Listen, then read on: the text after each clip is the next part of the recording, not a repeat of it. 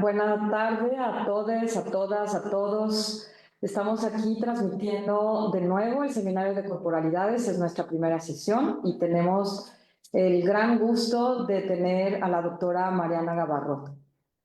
Voy a presentarla y como ya saben ustedes, la dinámica del seminario es que Mariana va a tener una presentación de su ponencia, de su conferencia, y ella va a tenerla por una hora y después nosotros aquí vamos a estar recopilando preguntas o comentarios de ustedes para tener una conversación con ella al final.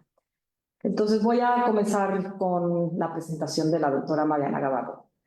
Mariana Gavarrot tiene 28 años de experiencia en el área de geografía humana.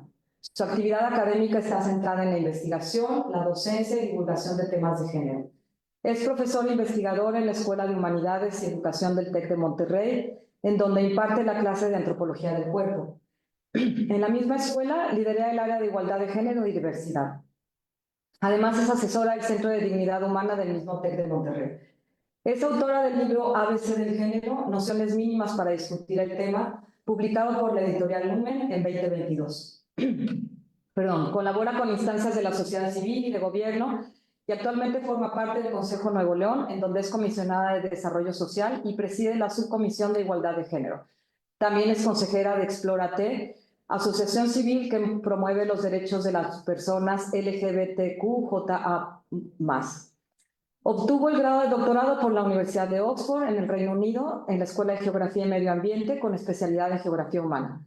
Así también la maestría en Ciencias Sociales por la Facultad Latinoamericana de Ciencias Sociales, la FLACSO, sede México, y la licenciatura en Estudios Internacionales por la Universidad de Monterrey. Y además también nos acaba de comentar que acaba de terminar una maestría en Teologías Latinoamericanas. Entonces, con el gusto de tenerla hoy aquí, nos va a platicar sobre neoconservadurismos en México. Muchísimas gracias, Mariana, y adelante. Muchas gracias por la invitación. La verdad es que como yo le comentaba a Alejandra, me encanta la idea de este seminario y sobre todo la oportunidad de poder intercambiar con ustedes algunas ideas, si es posible compartirles la pantalla porque preparé algunos puntos que me gustaría em, como proponerles como punto de partida para esta conversación. Y ahí sí se ve, ¿no? Sí, Sí, adelante. muy Sí. bien. Em, cuando recibí la invitación y me dijeron, bueno, esta es como la primera sesión del seminario y vamos a arrancar con discusiones en distintos grupos de trabajo. Em, yo le sugerí a Alejandra algunos temas y entre ambas decidimos hablar de nuevos conservadurismos y corporalidades disidentes. A mí me parece importante y es un tema que yo siento que nos está inquietando a todos en muchos niveles y en muchos espacios, tanto espacios académicos como espacios, digamos, personales. Creo que este es uno de esos temas que se habla desde la sobremesa familiar hasta en los seminarios, digamos, más que apelan más a esta racionalidad como de las ciencias sociales, las humanidades y la filosofía, pero no deja de ser una preocupación común porque pareciera que ante estas nuevas figuras y estos nuevos discursos, de cuyas personas quizás ya estoy harta de mencionar y que vendrán a su cabeza, ¿no? En Argentina, en Estados Unidos, incluso en México y en toda América Latina y en el mundo, ¿no? Que apelan a estas, como estos discursos e ideas e ideologías conservadoras nos sentimos como, o eso es por lo que yo he conversado, ¿no? Hay como esa sensación de que, eh, y ahora, como decía el Chapulín Colorado, ¿no? Y ahora, ¿quién podrá defendernos, ¿no? Y ahora, ¿qué va a pasar ante esto que pareciera ser como una avalancha que se nos viene encima, ¿no? Una avalancha ultraconservadora. Entonces, creo que muchas de nosotros estamos buscando opciones, pensando, quizás tratando de no dejarnos como avasallar por el pesimismo Y por eso me pareció importante traer a este seminario lo que yo titulé como algunos apuntes para pensar el presente. Y voy a dividir la propuesta para el diálogo de hoy, porque es eso, es una propuesta para el diálogo, no son respuestas ni mucho menos. Es como pensar en la importancia de la memoria, porque para mí, y como ustedes quizás ya lo habrán pensado, ¿no? Y desde la teoría queer se ha venido diciendo, y los estudios de la memoria y la posmemoria, o sea, el pasado se construye también desde el presente y el presente nos ayuda a imaginar el futuro. Entonces, como que también cuestionar un poco esta distinción entre pasado, presente y futuro, pero sí apelar a la importancia de recordar qué ha pasado antes cuando estamos en una situación que pareciera como inexplicable o que indescifrable. Y hablar un poco de qué significan las corporalidades disidentes. O sea, a mí me parece que estos discursos ultraconservadores lo que están haciendo es revivir un pánico a la diferencia, y esa diferencia es una diferencia también de corporalidades. Entonces me gustaría como tomarnos un poco el tiempo de detenernos ahí. Y luego algunas coordenadas para pensar el futuro, o yo quizás espero llegar a la idea de que tenemos quizás que renunciar a pensar, y renunciar al entendimiento en tiempos como hoy, pero eso es algo que también quisiera dejar como en el tintero, ¿no? Entonces, pues voy a empezar hablando de la importancia de la memoria y decir, bueno, ¿estos son nuevos conservadurismos o ya venían de antes, ¿no? O sea, más bien la pregunta es, ¿qué ha cambiado? Hay compañeros que están hablando de fascismos, ¿no? De nuevos fascismos también. Si son nuevos conservadurismos o lo que llamamos así como la Matrix Reloaded, los fascismos reloaded, esa es una conversación que quizás pudiéramos tener. A mí me parece que también depende mucho el contexto, ¿no? Es decir, el contexto donde surgen los regímenes fascistas, en la posguerra, digamos, en la post crisis. Ahorita voy a hablar un poquito más de la historia, ¿no? De los 30 y luego cómo pareciera ser que en la Segunda Guerra Mundial está como ese auge de estos discursos y también en América Latina, estos discursos fascistas que encontramos aunados a las dictaduras, sobre todo en el Cono Sur, ¿no? Y otra vez traté de quitar esas figuras y entonces mejor puse las figuras resistentes, ¿no? Entonces dije, no voy a poner una foto de Pinochet, sino prefiero poner a Pedro Lemebel, que fue esa disidencia hermosa de la época, ¿no? Y hoy no voy a poner a Milei, sino que prefiero poner a María Galindo. Y en el caso de Reagan, pues mejor pongo a Gail Rubin y en el caso de Trump prefiero poner a Butler, ¿no? O sea, un poco pensar en las resistencias y las disidencias y en estas imágenes, porque también creo que tenemos que cambiar de imágenes y de imaginario. Eh, entonces, bueno, esa sería una nueva, una pregunta, ¿no? Y yo diría que también otra vez apelaría a entender los contextos, ¿no? Y más que, que pensar en cómo definimos, me parece que hay que pensar en cómo entendemos, ¿no? Cómo entendemos y cómo reentendemos y qué nos sirve del pasado y de las conceptualizaciones pasadas. Y entonces yo buscando, ¿no? Así como que quién ha vivido esto antes y cómo le hicieron frente, pues me topé y me reencontré con los textos de Gail Rubin, que escribe también en la época de Reagan y que reflexiona sobre estos conservadurismos, eh, que satanizan la diferencia. Y la verdad es que reencontrarme con Gail Rubin me dio mucha luz para entender lo que está pasando hoy. Y yo creo que es una de las figuras que vale la pena revisitar. Si Hannah Arendt no la podemos revivir, pero que también tendríamos que revisitarla, ¿no? Y mucha gente está diciendo, ¿dónde estás? Creo que Gail Rubin también es otra de esas figuras a las que vale la pena revisitar, porque ella nos habla de cómo, no lo dice así, pero digamos básicamente, y estoy pensando, aquí tengo el texto, tiene varios textos, pero entre ellos pues está el de Pensando el sexo, ¿no? Las notas por una teoría radical de la política y la sexualidad, y luego tiene otros textos que escribió después, como revisitando esos mismos ensayos y cuestionando. También es una autora que se cuestiona y que se reformula. Y me parece que eso es una capacidad esencial hoy, ¿no? Hasta en este mundo hay que cuestionarnos y atrevernos a reformularlos. Y estoy hablando de su colección de ensayos, Desviaciones, ¿no? De ahí, más o menos ese es el texto al que yo regresé. Y ella habla, bueno, cada vez que hay una crisis, ¿no? Que hay una crisis que yo le llamaría crisis del capital, podemos luego regresar a eso, ¿no? Se sataniza la diferencia. Y ella hace un recuento histórico, ¿no? De cómo en los años 30 está este tema de la prohibición, del puritanismo en contra de la prohibición del alcohol, del puritanismo en contra del trabajo sexual, ¿no?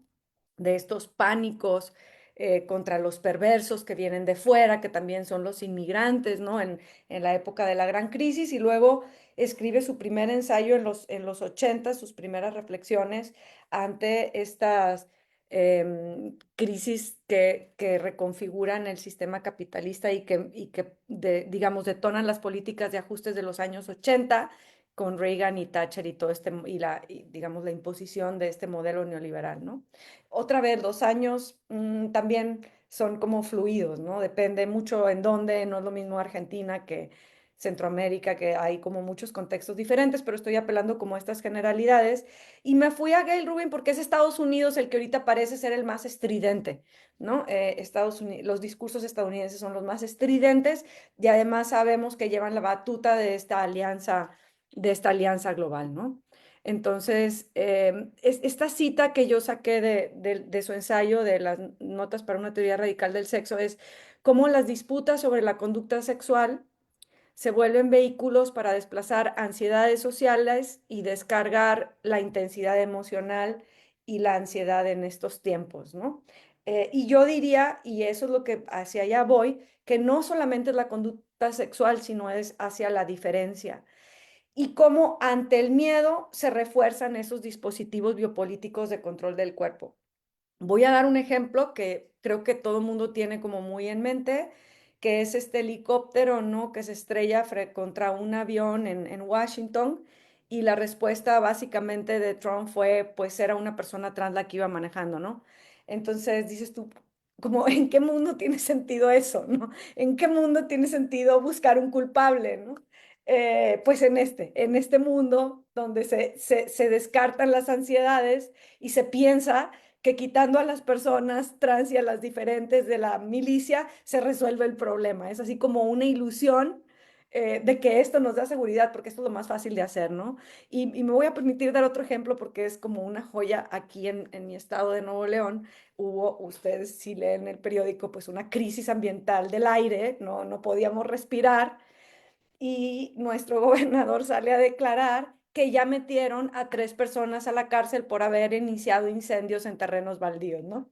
Entonces, esa fue la respuesta ante la crisis medioambiental, ¿no? Como si eso, ese es encontrar estos culpables, ¿no? Del mal y meterlos a la cárcel y ya, ¿no? Entonces ya olvídate de las constructoras, olvídate de la corrupción, olvídate de etcétera, etcétera. Pero es eso, es ese reforzamiento de dispositivos biopolíticos de control del cuerpo, yo diría, que se refuerzan ante estos miedos y obviamente pues ante estos cuerpos, ¿no? Y nos recuerda cómo de alguna manera el poder siempre pues es un biopoder y en el contexto del seminario pues me parece importante, dije yo, bueno, todo el mundo como que trabaja desde el biopoder, pero yo voy a, como a veces cuando la cosa es muy compleja, a mí me gusta regresar a lo básico y regresar a los conceptos de que, oye, ¿cómo es que llegamos aquí, no? Entonces, yo, digamos, entendiendo el biopoder, pues desde Foucault para acá, como esos dispositivos de control del cuerpo que permean toda nuestra existencia.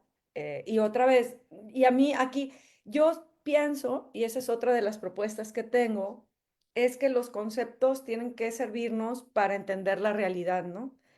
Aunque lo dijo Max Weber, ese hombre blanco heterosexual del siglo XIX, los conceptos son tipos ideales y si no nos sirven, creo que no tienen mucho sentido, pero creo que hoy más que nunca hay que apelar a eso. O sea, yo hoy más que nunca creo que una discusión conceptual teórica tiene que estar ligada a la praxis y a la realidad. Y en ese sentido, pues bueno, creo que hay que definir los conceptos tal cual nos ayudan a entender el biopoder se construye históricamente, entonces eso es interesante porque como ya les mostré ahorita con Gail Rubin, ¿no? Ya ha habido, y si quieren luego profundizamos un poquito en lo que pasó en el reaganismo, pero ustedes, quienes tengan mi edad, incluso hasta se acordarán y quienes no, pues podrán entrar a Google y ver un poco de qué fue, o habrán estudiado como la historia del neoliberalismo y sabrán un poco de dónde viene. Pero es decir, antes ya estaba esto y son instituciones, ¿no? Que han ido evolucionando históricamente, que sostienen estos biopoderes como el Estado, las leyes, el mercado y la cultura, ¿no? Entonces el biopoder es una estructura que permea toda nuestra existencia y voy a tratar de dar algunos ejemplos un poco de cómo permea, pero me parece importante hoy por hoy estar como muy atentos a esto, ¿no? Em, Creo que también hoy tendríamos que hablar de necropoder, no solamente de biopoder. Hay algunas autoras, pues desde el transfeminismo, Sayak Valencia, que tiene este texto que me pareció como muy potente, que se llama Transfeminismos y Políticas Postmortem. Y también, bueno, pues Aquile Membe, que vino trabajando el necropoder y la necropolítica desde hace rato, pero creo que hablar de biopoder y también hablar de necropoder es importante porque hoy por hoy hay como, yo diría, un exterminio de la diferencia, y ahorita lo voy a hablar, entonces no es nada más de ver cómo se controla la vida, sino también de hablar quién decide la muerte y pensar, y yo creo que tenemos que pensar en la vida y en la muerte, no solamente en la vida hoy, ¿no? Entonces es un poco como esta idea de estos discursos de que se puede exterminar el mal social y que ese mal social encarna en estos cuerpos, ¿no? Que sería el piloto trans de Trump y sería estos tres pobres quizás que sean, ¿cómo se llama? Esos que les gusta piromaníacos, pero que pues finalmente terminan como siendo la descarga y el exterminio de un sistema, de una estructura, ¿no? Entonces ahí se empieza a construir el mal y se empieza a construir lo perverso. Y aquí regreso a Gail Rubin, ¿no?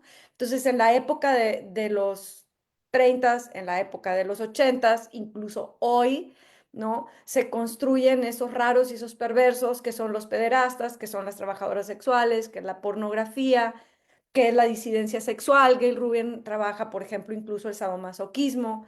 Yo me atrevería a decir que Gail Rubin escribe de Estados Unidos, quizás de América Latina le agregaría también los comunistas, ¿no? El enemigo interno, pero pareciera ser que si se extermina esa persona, se extermina el mal social, ¿no? Y todo parece como que estar bien, ¿no? Y esas personas, voy a llegar, son cuerpos. Entonces hoy también tenemos esas mismas perversidades de antes y quizás nuevas perversidades, habría que preguntarnos, ¿no? Y quizás esas nuevas perversidades son los cuerpos trans, los cuerpos gordos, los cuerpos migrantes, las pandillas y el crimen organizado, algunos feminismos, no todos, ¿sí? Estoy pensando también aquí en esos sujetos endriagos del capitalismo gore de Sayak Valencia, ¿no? Y en esa construcción y utilizo lo perverso así como apunte, también pensando en el modelo biomédico y en el psicoanálisis y en la psiquiatría y en esta noción de higiene, etcétera, etcétera, ¿no? Entonces, es un necropoder que extermina, ¿no? Estos cuerpos y también, por lo tanto, estas subjetividades, en la idea de que la corporalidad, y ese es otro tema como complicado, pero digámoslo así, ¿no? La corporalidad también es una subjetividad y entonces al estar siendo un cuerpo culpable y un cuerpo diferente, pues también hay subjetividades culpables y subjetividades diferentes. Entonces pareciera ser que hay sujetos que no pueden constituirse en sujetos. Lo voy a dejar ahí y podemos otra vez. Yo les estoy tirando como ideas para que sirvan para ir como discutiendo, más bien estoy abriendo conversaciones que dando respuestas, ¿no? Pero son esos cuerpos que son diversos, son esos cuerpos que son desobedientes y son esos cuerpos que son disidentes, ¿no? Y entonces tenemos que empezarnos a hacer preguntas, ¿no? Sobre quién está estableciendo las normas, ¿no? ¿Qué prácticas corporales son normales y normadas? ¿Cómo las estamos disputando? Y yo sé que ustedes ven estas preguntas y dices, pues claro, ¿no? O sea, nos estamos preguntando esto desde que empezamos a estudiar las corporalidades, pero lo que pasa es que me parece que vale la pena volvernoslo a preguntar hoy, ¿no? Volvernoslo a preguntar como seriamente. Creo que lo que nosotros sabemos hoy vale la pena revisitarlo a la luz del pasado y a la luz de lo que está pasando, para poder como tratar de buscar otras alternativas de entendimiento, y también empezar a ver quién decide, quién vive y quién muere, ¿no? Quién está gestionando la muerte hoy por hoy y cómo se capitaliza la muerte, que esas son preguntas que retomo también del ensayo de Sayak sobre transfeminismos, y políticas post-mortem. Y en este sentido, me parece importante como volver a hacernos esos cuestionamientos, y pensar cómo, ante estas políticas de exterminio y ante estos, digamos, ante estas instancias, em, que están redefiniendo esas normas, ¿no? Porque, por darles un ejemplo, y regresando a mis preguntas anteriores, ¿no? Es decir, ¿qué prácticas corporales son normales y normadas hoy quizás ya no pase por la ley? Quizás ya no pase por la norma a la que nosotros estamos entendiendo. Pareciera ser que cualquier persona, ¿no? Que se para desde Elon Musk hasta Milley, hasta cualquier otro personaje, ¿no? Pareciera establecer esas nuevas normas y esas nuevas nociones. O sea, creo que los procesos también han estado cambiando y en ese sentido las diferencias estamos haciendo frente a estas nuevas formas, estos nuevos conservadurismos, estas nuevas formas de la biopolítica, y nosotros tenemos que preguntarnos cómo repolitizar esas diferencias, ¿no? Creo que por ahí va la pregunta. Y pues aquí, me parece que esta discusión que se está teniendo en los feminismos, en los movimientos, en la teoría queer, incluso, en la filosofía, en la teología, en las disciplinas y en los movimientos sociales y en lo colectivo, si realmente apostarle a la inclusión, es hoy por hoy una opción, o si habría que pensar en otras formas de politizar la diferencia, ¿no? De alguna manera, estas políticas de la identidad, ¿no? De la inclusión de las mujeres, de la inclusión de las poblaciones racializadas, de la inclusión de lo LGBT, que están siendo cuestionadas desde los feminismos decoloniales. Estoy pensando, por ejemplo, en Ochi Curiel, y las compañeras de los feminismos negros, ¿no? Estoy pensando también en las compañeras de los feminismos indígenas, ¿no? En Lorena Cabnal, por ejemplo.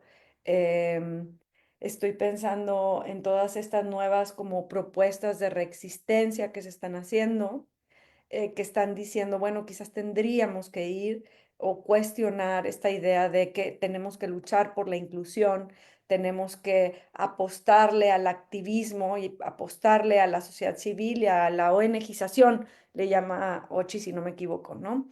Y qué tanto tendríamos que pensar en posibilidades de disidencia, de desidentificarnos, de hacer común y de un hacer comunitario. Y aquí también estoy pensando pues en Paul Preciado y en Miquel Misé y en todas estas, incluso Lucas Avendaños, en todas estas personas que están como cuestionando esta noción de identidad, de lo queer, etcétera, etcétera, ¿no? Em, y les voy a poner, antes de ir como acercándome a darles algunos apuntes, quiero tomarme unos 10 minutitos para pensar en algunos casos puntuales. Hay muchos. Yo elegí estos dos nada más porque estos dos me atraviesan a mí el cuerpo y creo que de alguna manera también apelar a estas formas otras de saberes también implica que también tenemos que hablar desde nuestra propia experiencia, ¿no? Eso es algo como que me parece muy importante, ¿no? Hasta dónde podemos generar saberes que no nos interpelan.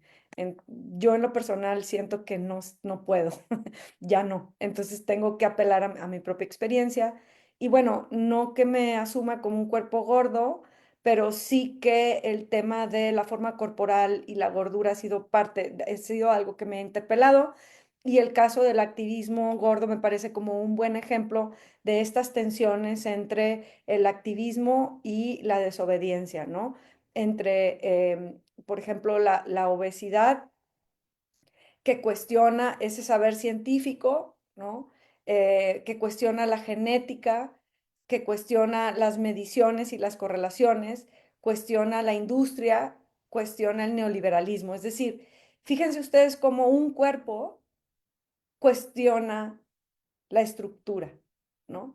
Entonces, si nosotros asumimos, ¿no? Que la gordura es una corporalidad desde la cual se puede habitar el mundo, ¿no? Al asumirlo, estamos cuestionando un montón de estructuras, ¿no? Y entonces, si nosotros lo entendemos así, podemos entender por qué ese ensañamiento hacia las personas gordas, ¿no? Porque si yo habito el mundo desde un cuerpo que no es delgado, que no es el que me están diciendo, entonces estoy cuestionando desde el saber genético, desde el índice de masa corporal, estoy cuestionando políticas públicas, me estoy, digamos, voy en contra de la industria alimenticia que por un lado genera pues alimentos espantosos y por otro lado nos vende alimentos de dieta, ¿no? Estoy cuestionando la industria farmacéutica, todo este tema de la droga esta nueva de los EMPIC, ¿no? Y finalmente estoy cuestionando el sistema neoliberal, ¿no? Entonces, un solo cuerpo, digamos, que puede llegar a poner en cuestión todas estas estructuras y superestructuras, ¿no?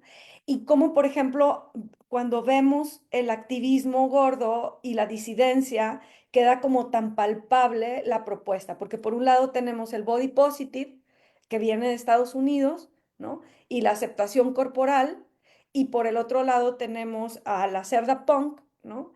Y las activistas gordas que están como orgullosas de su corporalidad y que se reivindican como sujetos de deseos y que no están buscando ser incluidas en ningún lado, simplemente dicen, déjenos en paz, ¿no? También estoy pensando en Marianela Saavedra y en algunas otras de estas activistas, perdón, disidentes.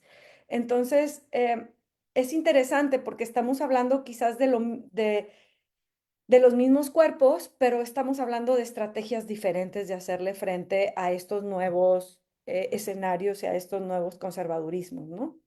Entonces, las corporalidades disidentes implican estos cuerpos que se convierten en significantes de algo que amenaza el capital, el Estado, la ciencia y la religión, por decirlo como breve. Entonces, estaba viendo la vez pasada un diálogo entre Jack Halberstam y Judith Butler, que está ahí en YouTube, lo pueden buscar.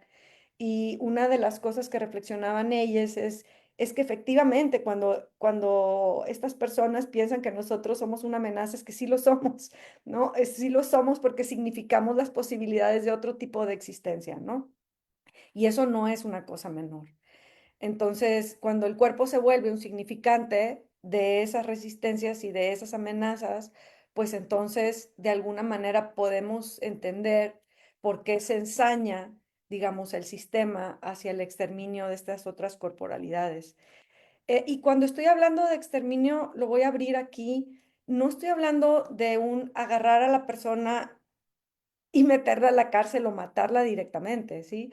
Estoy hablando del exterminio que va desde eso hasta llevar a los cuerpos a estas, digamos, estas dietas que matan, hacia la anorexia que mata, hacia un decir, tú no puedes existir así tal cual eres, ¿no? Y en el caso de los cuerpos trans, es el otro ejemplo que traigo, y no binarias, por eso la X en mi nombre es para mí importante, aunque se pronuncia Mariana, habito un cuerpo no binario. Me parece que es importante decirlo porque los cuerpos trans y los cuerpos no binarios son también cuerpos que significan una existencia otra. Y quizás ahí me voy a atrever a hacer una pausa para regresar a Gail Rubin y a sus notas sobre el pánico sexual, porque de alguna manera pareciera ser que hay cierto ensañamiento, ¿no?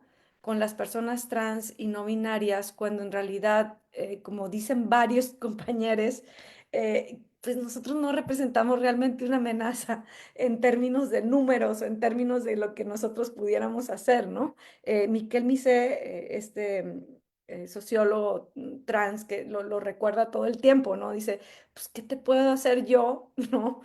Frente a toda esta parafernalia de poder, ¿no? Pero ¿por qué entonces este ensañamiento contra la disidencia sexual? Bueno, yo me atrevería a decir que de alguna manera el binarismo sexo-género está como en la raíz de la estructura de control biopolítico. Este, no puedo pensar fuera del binario. Es muy difícil, ¿no? Desde el lenguaje hasta la ciencia, hasta la forma en la que construimos la cotidianeidad, ¿no? Entonces pasa por por el sistema legal, por los documentos que te obligan a identificarte hombre-mujer, ¿no? Ese hombre-mujer se te asigna desde la genitalidad de tu nacimiento, te acompaña en el acta de nacimiento, te acompaña en tu acceso a todos los derechos, a la educación, te acompaña el acceso a la clínica. No puedes ingresar a una clínica si no te ponen en el pabellón de hombres o en el pabellón de mujeres, ¿no? Te acompaña a sacar un crédito para comprar tu coche o te acompaña para apelar a la política social y poder comprar una casa de Infonavit. Te acompaña para pedirte que te identifiques si no eres nadie en la calle y te para un policía. Te acompaña si tienes como el privilegio de viajar por un aeropuerto, y si vas al baño, pues también tienes que elegir a qué puerta entras. Te acompaña a comprar la ropa. Entonces me parece como que el binarismo es como de alguna manera, y yo sé que no es uno, sino hay muchos cimientos, pero si tuviéramos que pensar en los cimientos de la estructura de opresión, como que el binarismo lo permea profundamente, ¿no? Y las personas trans y no binarias apelamos a quitar ese binarismo y también eso implicaría incluso nuestra visión de la naturaleza, de la existencia misma, ¿no? Entonces, ese control de la población que viene de un aparato binario en todos los sentidos, ¿no? Ni se diga si hablamos de reproducción y cómo el binarismo atraviesa todo este aparato biopolítico y cómo se ha convertido en, pues, en un saber hegemónico, ¿no? Esto pues lo han trabajado muchos compañeros, pienso por ejemplo en Brigitte Baptiste, que ha trabajado el tema de nada más queer que la naturaleza, pues ahí está Paul Preciado y Susan Stryker. También valdría la pena recordar a Teresa de Lauretis cuando ya hablaba, ¿no? De las tecnologías del género, eh, y, y en general como ir pensando en estas categorías que tenemos naturalizadas. Y bueno, para ir acercándome a un cierre, yo diría eh, como qué hacer frente a como frente a esta realidad y que pareciera como venírsenos encima, ¿no?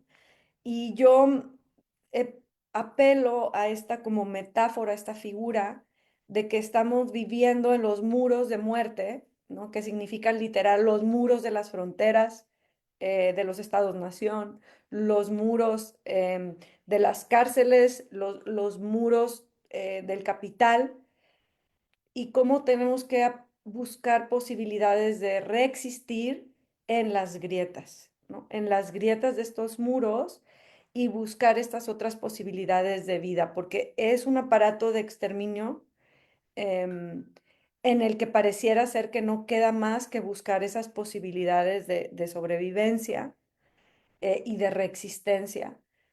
Y para ello siento que tenemos que empezar a renunciar quizás a algunas certezas que esos muros nos dan, ¿no? Entonces es de alguna manera como la paradoja, la contradicción, la ambivalencia en decir, bueno, cuando una casa que me sirve de protección se puede volver en una cárcel, por ejemplo, si hay violencia, ¿no? Cuando un albergue para cuerpos migrantes se puede convertir en un dispositivo de control del movimiento o quizás las dos cosas. Eh, ¿Cómo podemos, digamos, decir, ¿no?, que somos personas no binarias cuando finalmente salimos a la calle y se nos lee desde el binarismo, ¿no? Entonces, creo que hay que renunciar como al orden, a los discursos coherentes y apostarle de alguna manera a estas contradicciones y a estas ambivalencias. No deja de ser una contradicción total que yo esté hablando de esto siendo docente en el TEC de Monterrey y en un seminario que alberga una institución como el CIESAS, ¿no? Entonces también es ese entrar y salir de la grieta, entrar y salir de los lugares, pero eso también significa, como ustedes ya lo saben, pues romper los esencialismos y abrir las categorías, ¿no? Em, También esa diferencia entre teoría y práctica, ¿no? Apelar a la praxis.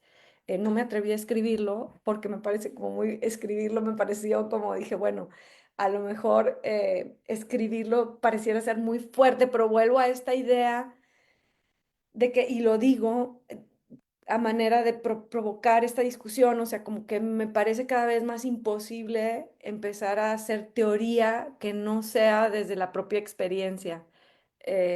Lo que, digamos, Sara Ahmed llama en algún momento dado, no, perdón, Jack Halberstam llama en algún momento dado teoría baja, ¿no? O sea, teoría desde abajo.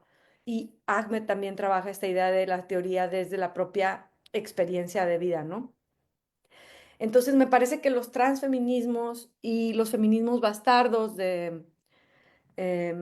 están como de mujeres creando y de estas nuevas alternativas como que le apuntan ahí, ¿no? No hablé, por ejemplo, porque les digo, son como reflexiones que quise partir como desde mí, pero no hablé, por ejemplo, aunque sí las mencioné a las compañeras del feminismo negro latinoamericano, ¿no? A las compañeras como Angela Davis, que todavía apela por el abolicionismo de las cárceles. O sea, el transfeminismo, según lo plantea y lo define bien Sayak, ¿no? Tiene que ver con ese buscar hilar estas nuevas formas de disidencia, ¿no? Entonces, no quedarnos solamente en una lucha. También los compañeros que están con la teoría crítica de las discapacidades, en fin, abrir como la idea de cuerpo, abrir la idea de categorías y de esas categorías identitarias que parecieran ser que tenemos que deshacerlas y deconstruirlas un poco y apostarle como a lo insólito, a lo inaudito, diría un compañero mío que está trabajando ese tema, eh, y apostarle a lo que quizás nadie espera, ¿no? Y que lo han dicho ya les compañeros ante estos regímenes de odio, pues la alegría, ¿no? Ante el control y la violencia, la ternura, el baile, el fracaso, la improductividad, ¿no? O sea, si seguimos, y lo voy a decir en otras palabras, y aquí pienso en Jack Halberstam, que tiene este libro que me gusta mucho, que se llama El arte queer del fracaso, ¿no? Em, pero también esta idea de que de alguna manera, si no, decía Audre Lorde, no podemos derrumbar la casa del amo con las herramientas del amo. Entonces pareciera que hay que renunciar al éxito, a tener la razón, a entender lo que está pasando y apostarle pues a otros caminos, ¿no? Y también a otras corporalidades. Yo puse aquí corporalidades maricas, corporalidades queers, corporalidades tortas, dicen las compañeras en el Cono Sur, ¿no? Corporalidades gordes, crips, corporalidades trans, eh, y mostrar que hay otros tipos de corporalidades posibles. Y también algo que ha estado como muy presente, yo he visto, pues sobre todo cuando estoy en este tipo de espacios, donde hay compañeros de otros contextos latinoamericanos también y en redes sociales, cómo pareciera que hoy por hoy ser quien eres y habitar tu cuerpo, pues más que nunca es un acto político necesario, ¿no? Decir, estoy aquí y soy quien soy y sin embargo estoy ocupando pues este espacio. Y tratar de imaginar otros mundos y mundos otros, ¿no? Que me parece que es lo que se está haciendo desde distintos lugares de la grieta. Obviamente, digo, bueno, quizás no tan obvia, pero es importante como reconocer que estoy reflexionando en este contexto de inmenso privilegio, digamos, ¿no? Desde el momento en el que puedo estar en mi casa conectada a internet y no luchando por la existencia del día con día, ¿no? Cuando yo hablo de mundos otros y otros mundos, me refiero a toda esta diversidad de grietas, ¿no? Hay de grietas a grietas que tendríamos que habitar y desde donde tendríamos que conectarnos. ¿Y por qué no, si pensamos en mundos otros, también en dioses otros, ¿no? Y pensar, por eso decía yo, es importante pensar en la vida, pero también es importante pensar en la muerte. Creo que hoy, si nosotros pensamos que estamos hablando de un muro de muerte, renunciar a pensar en la trascendencia, ay, me parece terrible, o sea, me parece una cosa terrible, como, y no estoy hablando de, y no me voy a meter, pero bueno, ya Alejandra dijo, y con eso voy cerrando para darles el micrófono, que estoy estudiando teología y en ese sentido no quisiera entrar como también, bueno, a un debate como, bueno, cada quien le entra desde donde quiere. Yo no puedo entrarle al debate desde la filosofía, por ejemplo, pero sí puedo entrarle desde mi propia experiencia y decir, es que pareciera ser que este exterminio o que este decir, ustedes basurizados, ¿no? Ustedes la diferencia, que obviamente no lo enuncié, pero queda claro que todos los diferentes somos los que no somos blancos, heterosexuales, con dinero, hegemónicos, ¿no? Los diferentes somos todos los otros, los basurizados, es no solamente no tenemos derecho a la vida, sino que no tenemos derecho a la trascendencia. Y no me gusta la palabra derecho, pero bueno, no podemos o no somos dignos o como ustedes quieran llamarle, ¿no? Pero no podemos acceder a la vida y tampoco podemos acceder a la muerte. Me parece que el caso de Kenia, ¿no? Que llevó el féretro de su amiga como una manera de protesta, que es de donde parte Sayak, pues es como un grito desesperado que si bien Sayak analiza, y yo estoy de acuerdo, como lo que ella llama políticas post-mortem, ¿no? Es decir, aún después de que nos quitan la vida, tenemos que todavía seguir como luchando, pero yo lo llevaría también a una lucha por la trascendencia, o sea, decir, porque aparte de todo, nos sacaron, ¿no? A Dios, o sea, pareciera ser que no podemos acceder a esa escatología, a esa salvación o lo que quieras que tú seas, ¿no? Y eso me parece como terrible porque aunque no lo piensen, casi muchísimas de mis compañeros con los que me he topado en las grietas apelan a decir, híjole, tuve que renunciar a mi iglesia, tuve que renunciar a mi saber religioso, ¿no? Por optar por estos estilos de vida. Y yo digo, no, o sea, creo que también ahí es importante dar la lucha y por eso apelar a los compañeros de teología queer, como Enrique Vega, que también da clases ahí en la UNAM, y a todos estos teólogos de lo queer y de lo distinto y de lo basurizado, y pensar no solamente en otras vidas, sino también en otras muertes, ¿no? O sea, creo que hay que luchar por otras formas de morir, porque estas formas de morir en el exterminio están como, son crueles. Y en fin, ahí la voy a dejar y abriré el micrófono para... Puse ahí esta cucaracha porque creo que reivindicar la abyección también es parte de el reivindicar la grieta, ¿no? En las grietas, me decía una amiga, hay muchas cosas, ¿no? Hay refugio, pero también se filtra el agua y se filtra el aire y también están estas corporalidades y estas abyecciones, pero hay mucha vida ahí y reivindicar esa vida me parece como importante.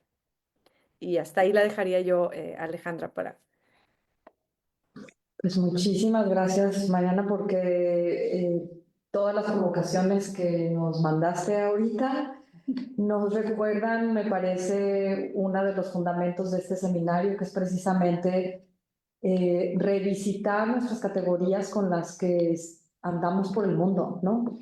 Y me hiciste pensar en algo que, bueno, que siempre recuerdo en clase, que es cómo este sistema está basado sobre todo efectivamente en el sistema sexo-género, en el sistema sexo-género binario además, pero algo que tú mencionaste sobre cómo el biopoder está en ese sistema, me parece que también, digamos, los tres grandes temas que sostienen este sistema son naturaleza, cultura, el sistema sexo-género y la idea de sujeto-sociedad, ¿no? Ujú. Si repensamos estas categorías, precisamente las corporalidades nos pueden ayudar, o sea, las corporalidades transgresoras particularmente nos pueden ayudar a repensar estas grandes categorías sobre las que hemos construido este sistema, ¿no? Y tú nos lo estás recordando de una manera muy crítica y muy acertada. Entonces voy a abrir ahorita las preguntas. Si alguien quiere comentar algo, si pueden levantar sus manos, estaría muy bien. O si quieren entrar directo con el micrófono. Por ahora creo que no hay preguntas en Facebook, me parece. Ok.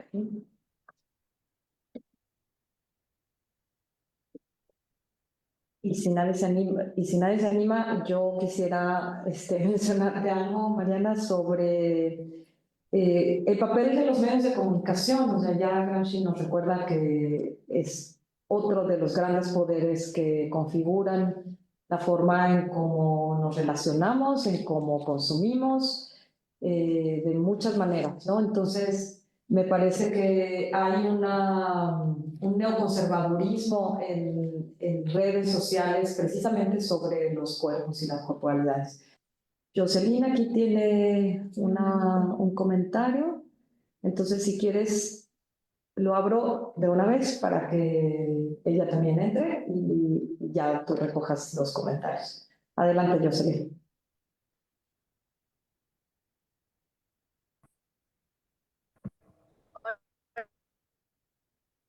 La- Te está escuchando un poco cortado, Jocelyn.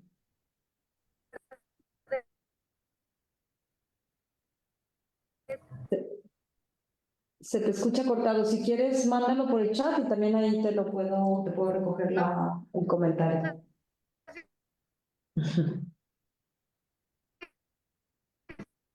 se escucha. No, soy un poquito cortado.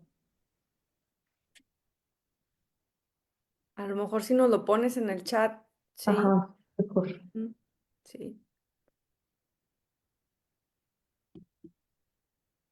Y quizás mientras Jocelyn lo escribe, Alejandra, apuntar un poco así a esto de, me parece que precisamente hablando del contexto, el tema de los medios de comunicación marca una diferencia para entender los conservadurismos hoy.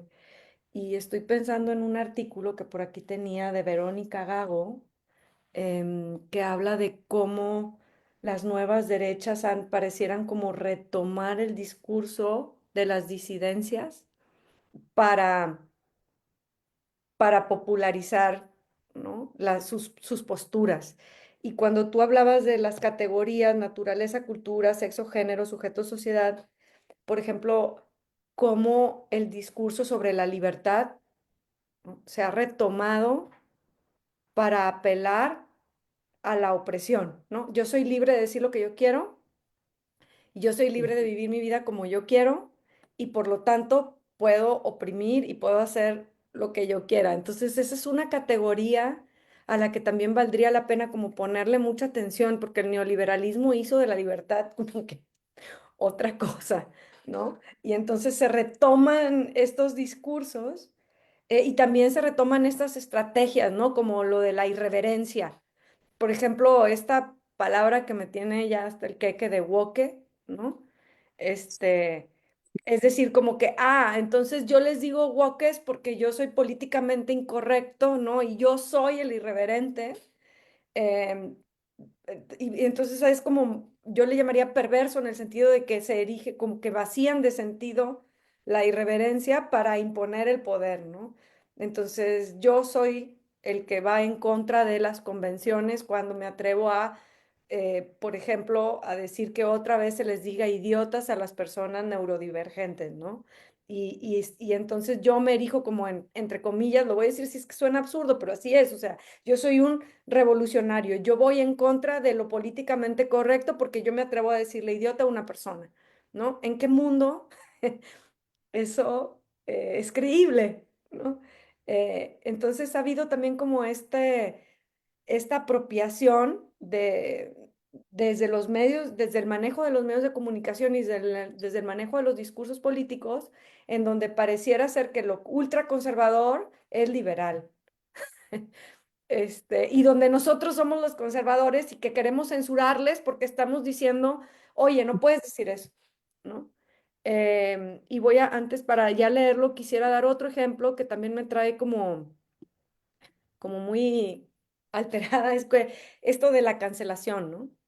Entonces, pareciera ser, ¿no? Que si una persona hace una representación misógina, homofóbica, racista, o tiene discursos transfóbicos y decimos no te queremos aquí, nos acusan de cancelar, cuando en realidad no es una cancelación, es una interpelación política, ¿sí? No estamos cancelando a nadie, cancelas una suscripción a una revista, ¿sí?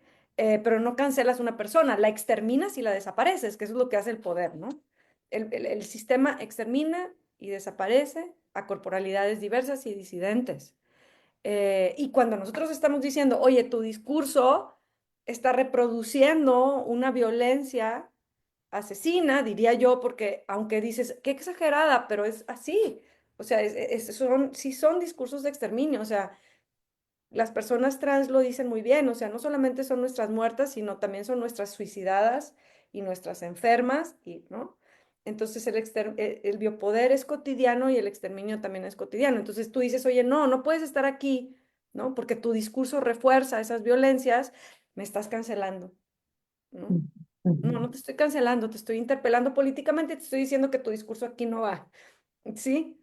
Entonces, como que, pero es tan difícil, entonces, porque entonces ahora quien censura soy yo que estoy diciendo que tu discurso no va, ¿sí? Entonces, fíjate cómo hay como dan completamente la vuelta a quién censura y a quién no, ¿no? Entonces, y volvemos otra vez a lo mismo, y bueno, estoy dando ejemplos de mi propio entorno, pero otra vez, ¿no? Resulta ser entonces que el enemigo de las mujeres son las personas trans y la teoría queer y no el capitalismo y la familia y la misoginia, ¿no? Esto es algo que Miquel se repite todo el tiempo. Entonces, así como que una cosa muy difícil, uno tiene que tener el oído muy fino, la escucha muy fina, para decir, híjole, eso suena como raro, ¿no? Este, Y es que pareciera que, digamos, vamos a decirlo así, los discursos disidentes o las disidencias fueran lo heteronormal y no es, ¿no? O sea, se están tomando estas disidencias, digamos, en un nivel discursivo en los medios de comunicación como si se quisieran imponer, ¿no? Y me parece a veces como muy raro ese discurso. Perdón, aquí, ya, así está. Es que de repente dejó de verse la pantalla. Este, eh, entonces, bueno, eso, me parece como muy interesante la forma en cómo el sistema y el biopoder refuerzan ciertas categorías y fagocita, ¿no? O sea, fagocita absolutamente todas las categorías para volverlas a posicionar en el poder, ¿no? sí, y ahí el comentario que hace Jocelyn de los jóvenes y el tema del cuerpo,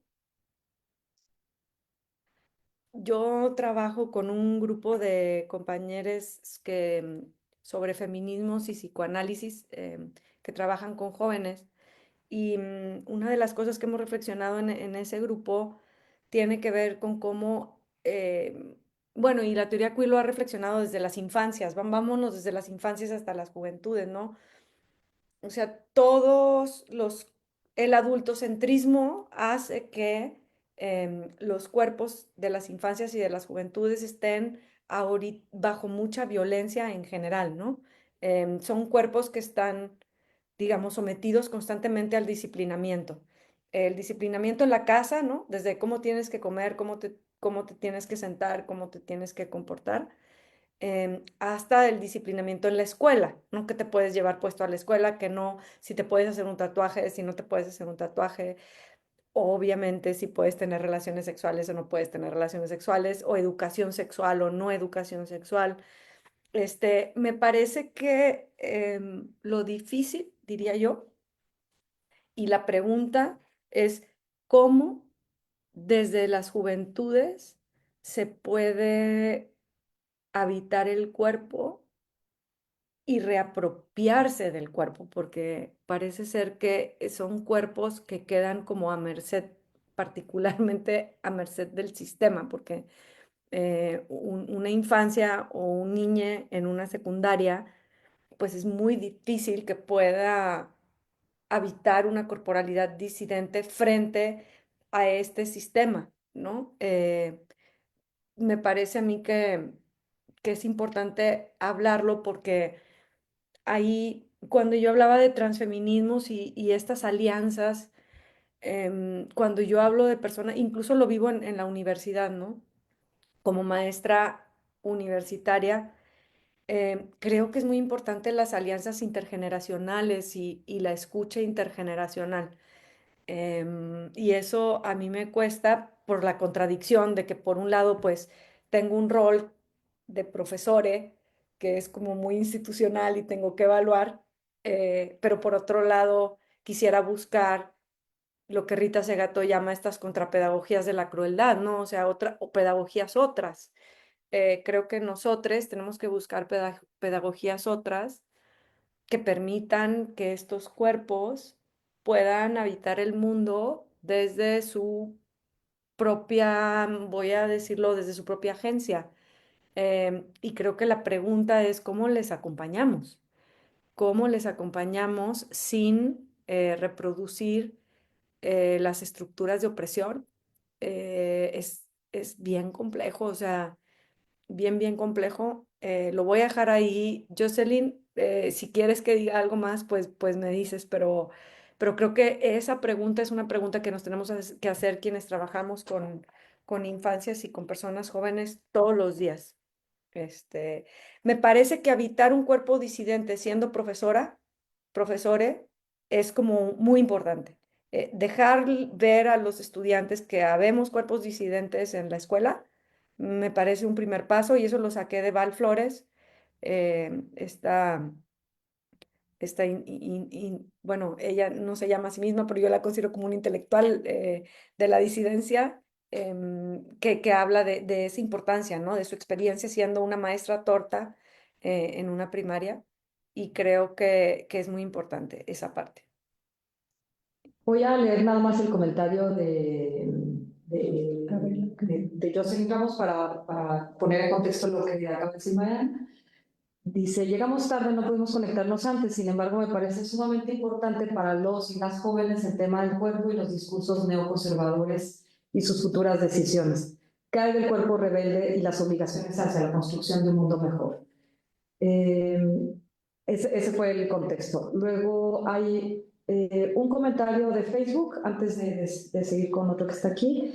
Dice, las políticas públicas apuntan a la erradicación de las corporalidades gordas. Cuando se habla de necro, en el caso de las gordas, es muy literal. En redes se amenaza con matarnos o desearnos muerte. Peor en el caso de las mujeres.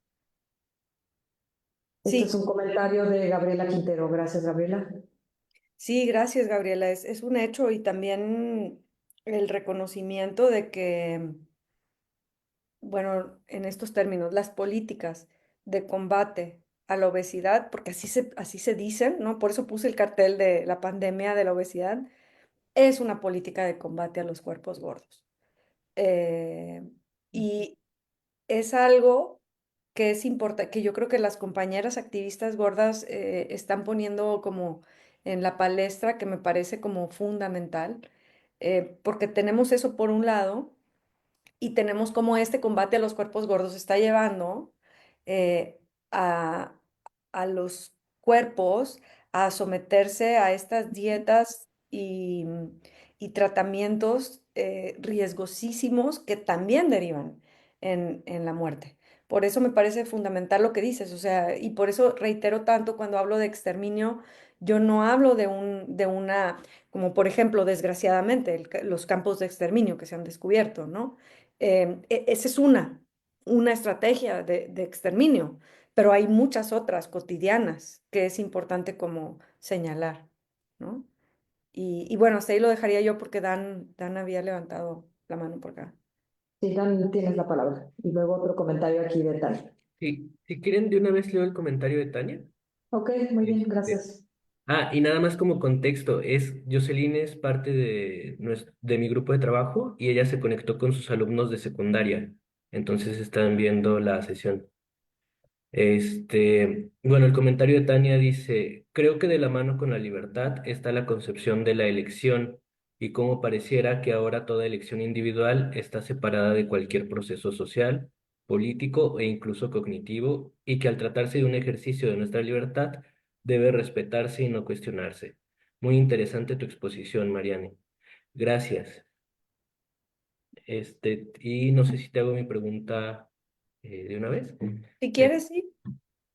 La mía tiene que ver un poco de la mano con ese comentario respecto a cómo construir corresponsabilidad Ujú. entre las distintas personas, porque pareciera que oscilamos entre una tendencia muy individualizante y a la vez que el proyecto apunta hacia la comunalidad también, pero que en ese va y viene entre uno y otro pareciera que hay una disputa entre el individuo y el colectivo y cuál es el que debe de primar, porque muchas veces dentro de los mismos grupos comunales, pues pueden ser comunidad y tienen actividades comunales, pero priman ciertos valores o intereses personales. Entonces, obviamente sé que eso no se responde ahorita en esta sesión, pero si nos pudieras dar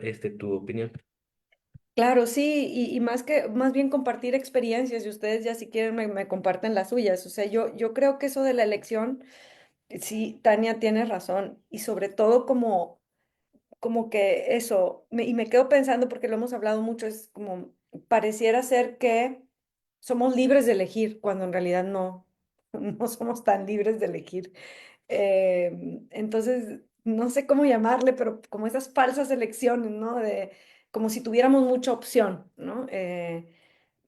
Voy a dar un ejemplo bien, como muy pedestre, o sea, muy sencillo para mí, pero es como si yo dijera, ay, pues tengo que trabajar. O sea, es así como que, pues empezando por ahí, ¿no? ¿Hasta dónde tengo elección? Pues yo qué sé, ¿no?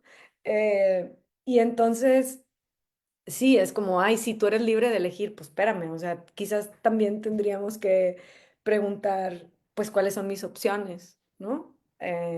Porque si mi opción es obedecer o quedarme sin trabajo, pues no hay mucha opción, ¿no? Si de mi trabajo depende mi subsistencia o mi comodidad burguesa, también lo voy a aceptar, o sea, en el sentido de que creo que vale la pena también ser como autocríticos, porque tanto cuido yo mi trabajo como una persona cuyo trabajo depende su subsistencia, ¿no? O sea, son como, hay de trabajos a trabajos, y eso también es como muy importante, y también me parece importante eso, ¿no? O sea, plantearnos cuáles son las elecciones que tenemos, si realmente son elecciones, si somos libres de elegir hasta dónde, y también hacer ese trabajo como, bueno, por lo menos a mí me parece importante de reflexividad constante, de decir qué elecciones estoy haciendo yo, que me lleva a contestarte, Dan, ¿no? En mi experiencia, y lo he hablado con muchos compañeros, construir el común es como muy difícil precisamente porque hemos sido socializados como individuos, como cuerpos individuales y no como cuerpos colectivos, si vamos otra vez a la noción de cuerpo, ¿no? La noción de cuerpo colectivo cuesta trabajo de entender porque implica también otras formas de relacionarnos. Y me parece que una de las cosas más difíciles es cómo conciliar, eh, y varias compañeras activistas, y creo que la misma María Galindo lo ha dicho, o sea, lo comunitario, lo común también tiene conflicto, ¿no? Y también tiene quizás violencias, ¿no? Pero lo importante es cómo nos aproximamos a ello. Y de hecho lo dice la autora de La Cerda Punk, ese libro se lo recomiendo un chorro si no lo han revisado en el seminario, y ella, se me va ahorita su nombre, pero porque ella se nombra La Cerda Punk en redes sociales, en Instagram, que fue la foto que les mandé, ¿no? Que dice, también hay violencias en lo común y también hay conflictos, pero la pregunta es cómo nos aproximamos a ellas y cómo es importante hablar de ellas, porque luego no queremos hablar de ellas porque pareciera ser que no nos lo permitimos, ¿no? Entonces, por ejemplo, en una comunidad feminista o en una, pues digo, por la que yo hago una comunidad trans o en cualquier comunidad, pues va a haber esto que tú dices, ¿no? Va a haber conflictos y va a haber quien quiera rescatar ciertas individualidades, pero tenemos que asumir que tenemos que hablar de eso y resolverlo. Entonces, porque si no lo hablamos, si no lo resolvemos en común, pues entonces es imposible plantear otras formas de habitar el mundo. No es que no exista o que lo tengamos que evitar, sino que tenemos que abordarlo. Y eso me parece fundamental. Y también en lo personal, les comparto que para mí lo más difícil es la congruencia. Es decir, estar siempre vigilante de no reproducir las violencias del sistema, porque nos socializan en eso, nos socializan en la violencia, nos socializan así y entonces es como todo, para mí es un trabajo como de reflexividad, de no perder la vista de que yo también ejerzo las violencias contra las que lucho, ¿no? Y esa parte, si no la hacemos, o sea, si yo no estoy apercibida de las violencias que yo ejerzo, ¿cómo voy a construir un común con otros? ¿Sí? Como que no sé si respondí, pues no respondí, pero creo que esa es la experiencia nuestra, no sé la de ustedes. Sí, Sí, muchas gracias. Te leo otro comentario, Mariana. ujú. Buen día, este es de Edith. Buen día, me encantó tu presentación, Mariana. Muchas felicidades. ¿Podrías profundizar en qué sentido utilizas el término diferencia para nombrar los cuerpos disidentes en el contexto de los conservadurismos? Ahí mismo te leo uno parecido, también de Gabriela Quintero en Facebook, que dice, las infancias gordas son las más violentadas porque la gordofobia se cruza con el adultocentrismo y el género, y hay hipervigilancia en las escuelas. Si quieres contestar estas dos y te menciono también otros comentarios al ratito. Va. Pues yo a grandes rasgos, y bueno, ahí también Paul Preciado tiene un texto pequeño que se llama Este monstruo que os habla, donde dice que la diferencia es básicamente todo aquel que no es blanco, heterosexual, masculino, hegemónico. O sea, la diferencia es todo lo diferente de la hegemonía del poder. Y yo me quedaría, la verdad, ahí. Y luego desde ahí construiría las diferencias dentro de las diferencias, porque creo que es como un lente para poder entender las opresiones. No sé si eso baste, ahorita me dicen, pero por ahí le entraría yo, ¿no? O sea, todo cuerpo que no es como la norma blanca heterosexual masculina se convierte automáticamente en un cuerpo otro. Y entonces dentro de esos cuerpos otros, pues incluso hay ciertas jerarquías, pero yo diría, incluso pensando en las mujeres, por ejemplo, y el hecho de que se perpetran 11 feminicidios al día, yo diría, incluso desde ahí ya podemos ver cómo se tiende al exterminio de la diferencia, ¿no? Entonces, partiría por ahí. Y lo de las infancias gordas estoy completamente de acuerdo porque además esta es mi reflexión, trabajando con compañeros y trabajando con mujeres con sobrepeso. Y bueno, y cuando yo por ejemplo crecí como una niña gorda, por ejemplo, em, y en ese sentido lo que diría es que como la gordura está cobijada, lo voy a decir en esos términos, me causa como, las palabras son difíciles, pero la lucha contra la gordura está cobijada en un discurso médico que está asociado a una legitimidad por el cuidado de la vida. Entonces es muy difícil hacerle frente, muy difícil en todos los sentidos. Y voy a poner un ejemplo. Tengo una compañera activista gorda que admiro muchísimo, Ana González, que dio una charla precisamente sobre gordofobia ante un público, digamos, hegemónico, ¿no? Y lo primero que hizo cuando empezó su charla fue abrir un gansito, delicioso quien haya crecido con los gansitos, y comérselo, ¿no? Y decir, este cuerpo se va a comer este gansito. ¿Y qué? ¿No? Bueno, yo no les puedo explicar el escándalo que se armó por ese gansito. O sea, hubiera sido mejor que se hubiera desnudado, ¿sí? Hablando de corporalidades. Se armó un despiporre total. Gente ofendida, o sea, bueno, ¿no? Entonces dices, qué subversivo es comerse un gansito, por Dios, ¿no? Por diosas, por las diosas, ¿no? Entonces, hasta allá, ¿no? Yo acompaño la lucha de las compañeras activistas gordas porque me parece importantísima y también muy difícil de hacer frente por los dispositivos biopolíticos que están ahí asentados detrás de esta noción de obesidad. Y bueno, hasta ahí la dejaría. Ujú. Ok, dice Diallo Grillo, se siente abrumadora la rapidez y la intensidad con que han crecido estos discursos neoconservadores y reaccionarios. En su presentación hablaba usted de una renuncia al entendimiento. Sin embargo, en el día a día, ¿cómo situarse frente a esta convivencia tan complicada sin terminar participando directa o indirectamente de la violencia que estos discursos reproducen? Muchas gracias.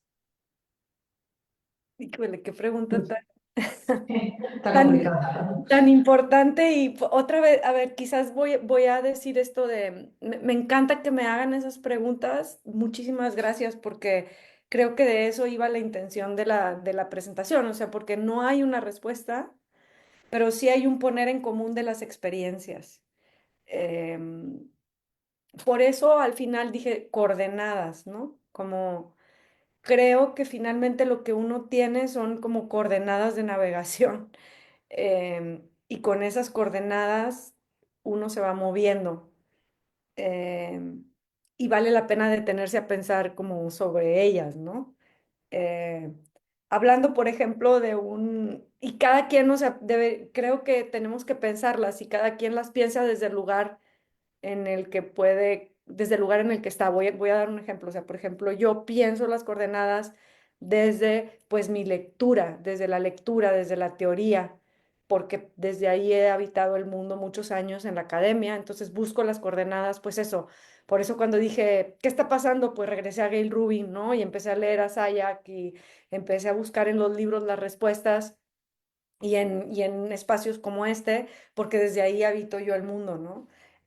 Luego tengo compañeros, eh, hablando, antes de conectarnos, hablábamos, por ejemplo, de la teología y de los compañeros jesuitas, ¿no? Y entonces las coordenadas ahí serían algo así como el discernimiento entre lo que se siente bien y lo que no se siente bien. Eh, entonces, yo pienso que uno puede ir reflexionando sobre cuáles son esas coordenadas para hacerle frente a estos discursos en el día con día. Voy a permitirme decir cosas como muy puntuales porque sé que me están escuchando personas jóvenes, más jóvenes que yo, digamos, y que esa pregunta del día con día viene desde una preocupación muy concreta del día con día. Entonces voy a compartir algunas cosas que hago yo en el día con día que a mí me han sido muy útiles.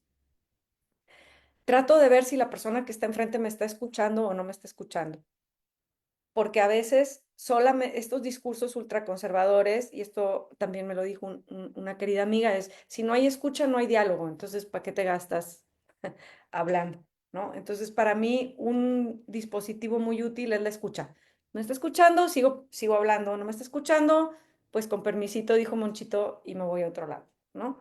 Em, También otra cosa que hago en el día con día es estar, y eso es muy desgastante, pero tengo espacios en donde me siento segura, donde puedo bajar la alerta y tengo espacios donde tengo que estar alerta. Eh, y cuando digo alerta, alerta a que no me vayan a agredir, alerta a lo que digo y cómo va a ser interpretado, alerta. Porque cuando yo hablo de estos dispositivos, no estoy hablando en abstracto, estoy hablando en concreto. Ya vemos cuerpos que por el simple hecho de caminar en la calle estamos en peligro. Y obviamente las compañeras trans pues lo viven en el día con día, pero también otros cuerpos, y lo acaba de decir la compañera sobre los cuerpos gordos, ¿no? A veces hay que estar alerta y siempre apelar al cuidado. Eh, no me gusta la idea de autocuidado porque parece que apela a este discurso libertario individualista, pero sí al cuidado de sí y de los otros con los que convivo. Creo que la idea, no es casualidad que también el tema del cuidado esté muy ahorita como rondando los ambientes académicos feministas y transfeministas, porque apelar a los cuidados también apela a la preservación de la vida, ¿no? Y hablando de las especies y de las otras especies, el cuidado de la vida, de la propia vida y de la vida de los otros y de la vida en general, me parece como importante. Entonces, en el día con día yo sí estoy muy al pendiente y sobre todo ahorita eh, del cuidado de la vida, por ejemplo, porque sé que hay compañeros a los que estos discursos de odio les afectan mucho, ¿no? Emocionalmente. Y eso me preocupa. Y a mí también, entonces como que no, como sí tomarse en serio esta idea que he estado yo repitiendo mucho de que estamos ante un muro de muerte y que hay que preservar la vida y buscar las grietas para hacer la vida. Y para mí ahí tiene que ver con apelar a lo colectivo, a las redes, a los afectos y al cuidado de sí y de los otros, a mi cuidado y de mis afectos, ¿no? Entonces eso en el día con día a mí me ayuda.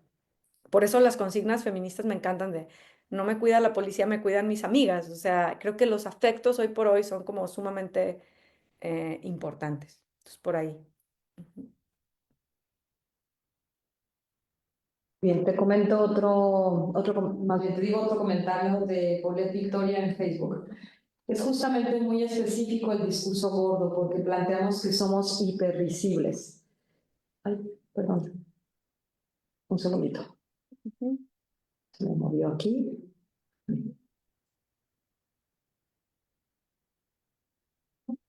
Perdón, es que en lo que lo vuelvo a encontrar te voy a decir el hilo y ahorita lo vuelvo a repetir. Quería comentarte también la importancia de la estética y cómo hoy se ha posicionado como uno de los discursos más potentes sobre los cuerpos, pero también sobre cómo percibimos el mundo. O sea, tampoco es casual que ahora corporalidades esté en el centro y las emociones estén en el centro de las discusiones académicas, pero también cómo estas estéticas pueden posicionarse de una manera en que efectivamente se impone, ¿no? Y de ahí ese comentario que ahorita te lo voy a volver a mencionar. Gracias, Sergio. Aquí va. Dice, las políticas públicas, perdón, desde Paulette Victoria, sí, es justamente muy específico el discurso gordo porque planteamos que somos hipervisibles a los ojos humanos, pero a la par invisibles a la política pública, a la ciencia médica que nos ve como un estigma, pero al patriarcado somos una contradicción sexualizadas y cosificadas, pero cuestionadas y criticadas por no entrar en lo hegemónico, por lo cual somos dice justamente, pero más bien creo que quiere decir injustamente señaladas y habladas. Entonces, gracias por Victoria por este comentario. Y creo que viene al caso con el tema de la estética, ¿no? De qué estéticas.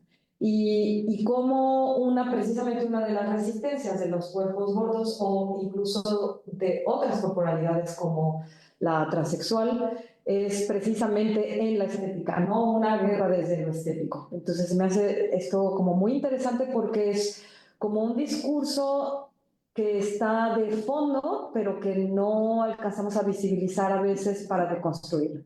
¿Qué nos podrías comentar, María? Híjole, Alejandra, y estábamos hace un par de días hablando sobre cómo la ética es también una estética.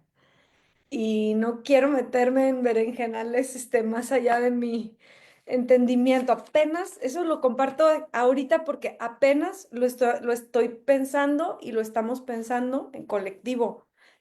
A raíz de esta propuesta de Vircano por una ética tortillera, ¿no?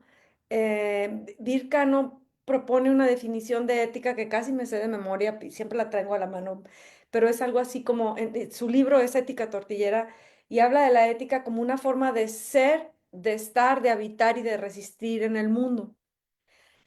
Y cómo, de alguna manera entonces, si entendemos así la ética, no podemos separarla de la estética. Eh, Voy a tratar de decirles hasta dónde lo he pensado o lo podríamos pensar, ¿no?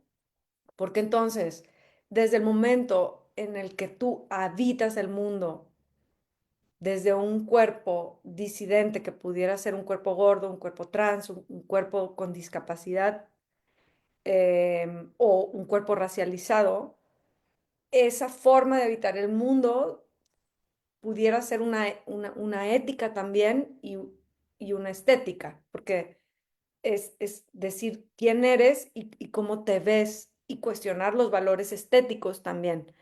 Pero hacer esa relación me parece bien importante porque entonces podemos hacer como el vínculo entre, digamos, hablabas de los medios de comunicación, ¿no? Los estándares, digamos, ay, es esto, los estándares de salud y la imposición de las estéticas, ¿no? Creo que ese vínculo entre ética y estética nos ayuda a entender también no solamente la subversión y la resistencia, sino la opresión desde la estética. Entonces, ¿cómo puede ser violento? Em, por ejemplo, ¿cómo pueden ser violentos todos estos anuncios photoshopeados de artistas, estos cuerpos irreales, estos cuerpos ideales, ¿no? Cómo todo esto no deja de promover una ética corporal específica. Eh, bueno, por ahí iría mi reflexión. Y prácticas, ¿no? O sea, efectivamente una ética corporal, es que me hiciste pensar, esto los filósofos nos pueden ayudar, pero para Occidente lo bello es lo bueno o lo bueno es lo bello, y creo que viene desde Aristóteles, pero justamente pensar que lo bello es lo que es bueno también nos podría hacer pensar qué es lo bello, ¿no? Claro. Y en todo caso, ¿por qué hacemos esta monstruosificación de lo que no nos parece bello, ¿verdad? Aquí Dan también tiene un comentario. Sí, respecto a... Sí, ¿se escucha? ¿Mm?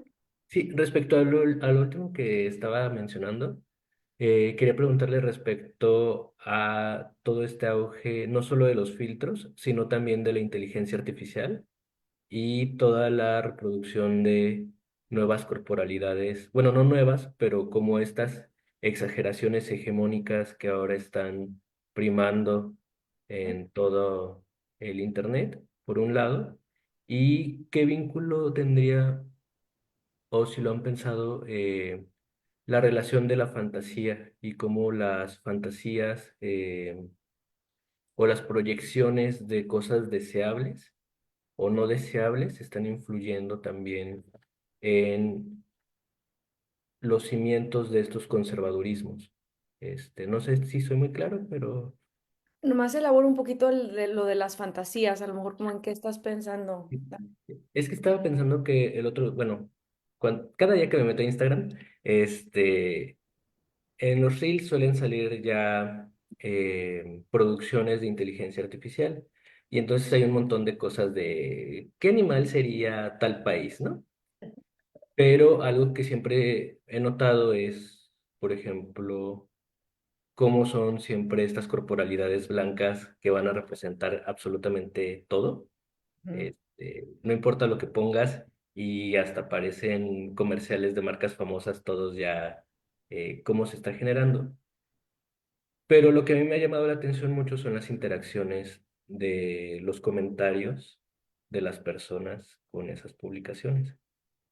Y entonces pareciera que hay una línea muy porosa que está desapareciendo entre que hay personas que sí creen que es real, o sea, que no saben identificar qué es inteligencia artificial, por ejemplo. Entonces, ¿cómo empiezan a reproducir ciertas ideas, legitimando estas producciones que no son reales, pero actuando o aparentemente actuando en la realidad como si fuera una realidad? Entonces, en ese sentido, la idea de fantasía y deseo, ¿hasta qué punto ha sido cooptada por estos conservadurismos y qué tanto sirve como frente para el mantenimiento de sus ideologías, por ejemplo? Son, es una pregunta bien profunda porque y incluso yo la dividiría en dos, como que esta pregunta por la inteligencia artificial y esta pregunta por la fantasía y el deseo, aunque creo que están conectadas porque finalmente la inteligencia artificial apela, ¿no? A estas fantasías. Yo no, yo soy de la generación de Terminator, entonces para mí la inteligencia artificial es así como que ahí ya se va a acabar el mundo y no vieron la película, o sea, como que no ven la tempestad y no se hincan, pero sí hay estudios, o sea, sí hay ya, obviamente, digo no obviamente, pero sí hay muchísimo trabajo hecho en torno a entender la inteligencia artificial y lo que los estudiosos de los medios hablan de mediaciones, ¿no? O sea, cómo la tecnología es una mediación de la realidad y en este sentido, pues la inteligencia artificial pasa a ser como otra, yo diría, otra forma de mediación de la realidad. Está Rosana Reguillo ahí en el ITESO, que tiene un laboratorio que trabaja estos temas. Y también hay trabajos bien interesantes de Catherine Donato sobre feminismo de datos. eh, y Paola Ricaurte en el TEC también ha estado trabajando con las ideas de inteligencia artificial feminista. O sea, a lo que voy es que como que sí hay un trabajo ya cuestionando cómo la construcción de los algoritmos reproduce las violencias del sistema capitalista. Y en ese sentido, pues los algoritmos y la tecnología detrás de esta inteligencia artificial no deja de ser el resultado de un sistema. Que yo siento que eso sí es algo como muy añejo, ¿no? O sea, como que la tecnología no deja de ser parte de un modelo de sociedad desde la revolución industrial hasta hoy, ¿no? Pero sí que pudiéramos empezar a estudiar cómo la generación y el acceso a estas tecnologías, em, incluso es este otro concepto de Van Dyck, si no me equivoco, del capitalismo de plataformas. O sea, cómo, digamos, estas nuevas tecnologías no dejan de ser parte de esta superestructura que reproduce el capital y reproduce las opresiones. Y por eso, pues no extraña que los algoritmos pues, sean blancos y sean masculinos y reproduzcan pues el sistema. Entonces, por ahí una idea. La otra idea es que también las fantasías y el deseo, dirían Guattari y Rolnik en microcartografías del deseo, no dejan de ser, digamos, el resultado del capital. Es decir, hasta dónde el deseo se configura también desde el sistema capitalista en el que somos socializados y creados. y por lo tanto, como que se aprende a desear, ¿no? De alguna manera, y se desea de acuerdo a la experiencia de vida, y esa experiencia de vida está inmersa en el capital. Entonces piensa también incluso en el deseo sexual, ¿no? Y en los cuerpos. ¿Qué cuerpos son deseables y qué cuerpos no son deseables? Pues también vienen de estas éticas y estéticas del capital que tenemos como internalizadas, ¿no? Eh, entonces, sí, me parece que tenemos que estar como, y diría, volviendo a este libro de la Cerda Pong, ¿no? Incluso, y también Manada de Lobas, es otro colectivo que ha escrito al respecto, tienen un libro fabuloso que se llama Foucault para encapuchadas, em, que también estas formas de disidencia implican las reconfiguraciones del deseo. Hay que reconfigurar el deseo y yo te diría quizás más que pensar en fantasías, empezar a pensar en utopías, diría José Esteban Muñoz. Y entonces empezar a cuestionar las fantasías, ¿no? Muchas gracias. Y hablando de eso, el algoritmo me lee las manos, así que Creo que son reacciones de la gente, ¿eh? Que ponen, y pues bueno, quiere decir que estamos muy de acuerdo con lo que estás diciendo. No sé si hay alguna otra más. En Facebook por ahí ya no, ¿verdad? Creo que ya, ya está. No sé si hay algo más que tú también quisieras comentar, Mariana, para ir cerrando. no, agradecerles, la verdad, agradecerles todas estas preguntas. Aprendí un montón, tomé un montón de apuntes, porque me parece que la idea es precisamente eso, ¿no? Creo que como te comentaba y comentábamos, Alejandrés, creo que de estos temas hay que hablar. em, y es muy, muy importante hablar en estos tiempos, ¿no? Buscar espacios, ¿verdad? Para hablarlos. Así es, Pues sí. muchas gracias, Mariana.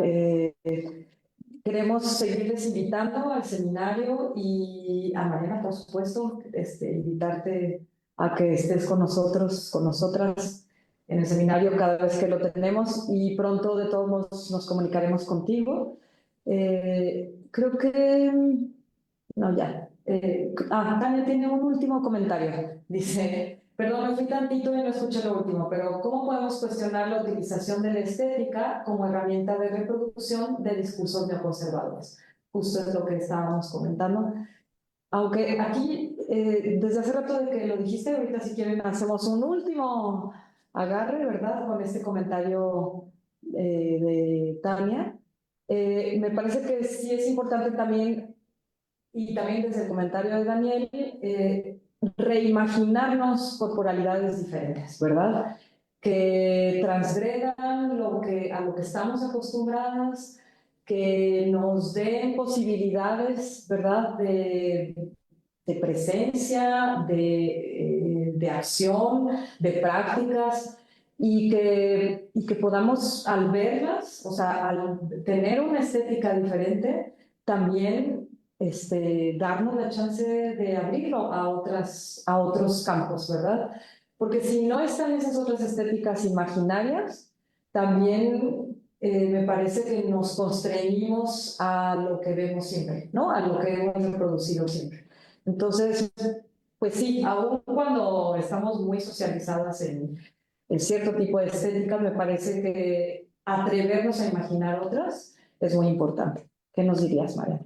Y con Sí, eso ya podemos ir de acuerdo. cerrando. Y si y qué fácil es decirlo, pero qué difícil, ¿no? Porque y pensando en los compañeros que están en la secundaria, o sea, la escuela, empezando por los uniformes, no permite otras estéticas.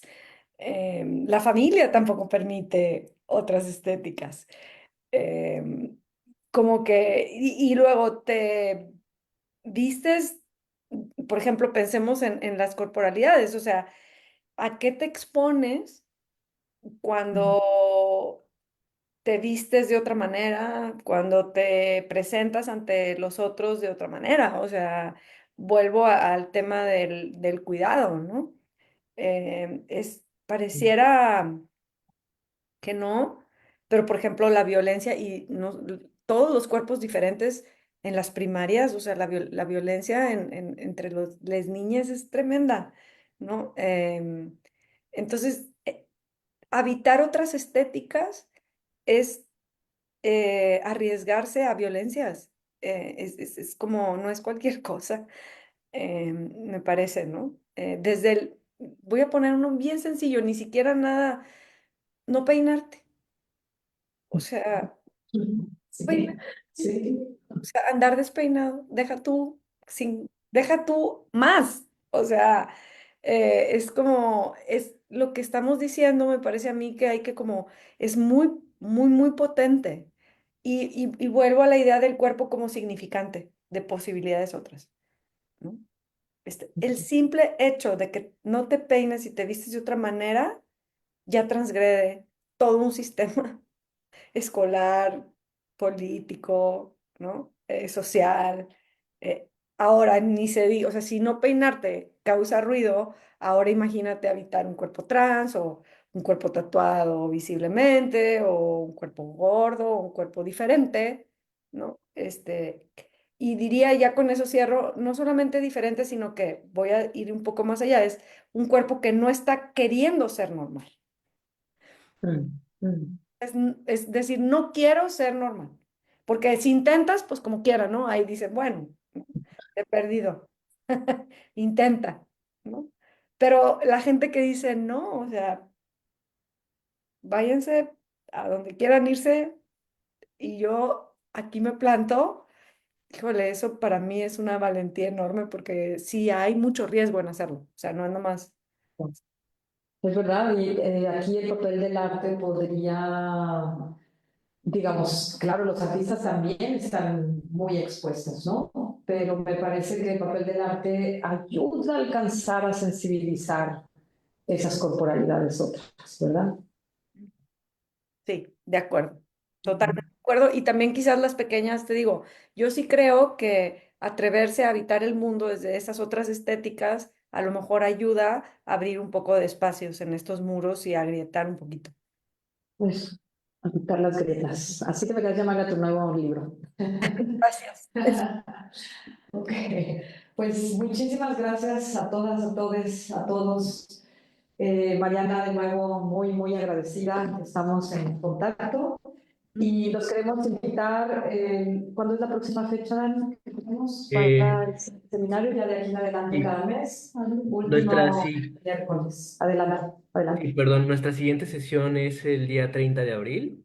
Vamos a contar con la participación de la doctora Andrea García Santesmaces, que nos va a estar hablando sobre, bueno, el título de la ponencia es Ellas también pagan, la reivindicación de la sexualidad femenina en el heteropesimismo. Entonces vamos a contar con su participación a finales del siguiente mes y ya estaremos dando la difusión del evento. Muchas gracias, Ana.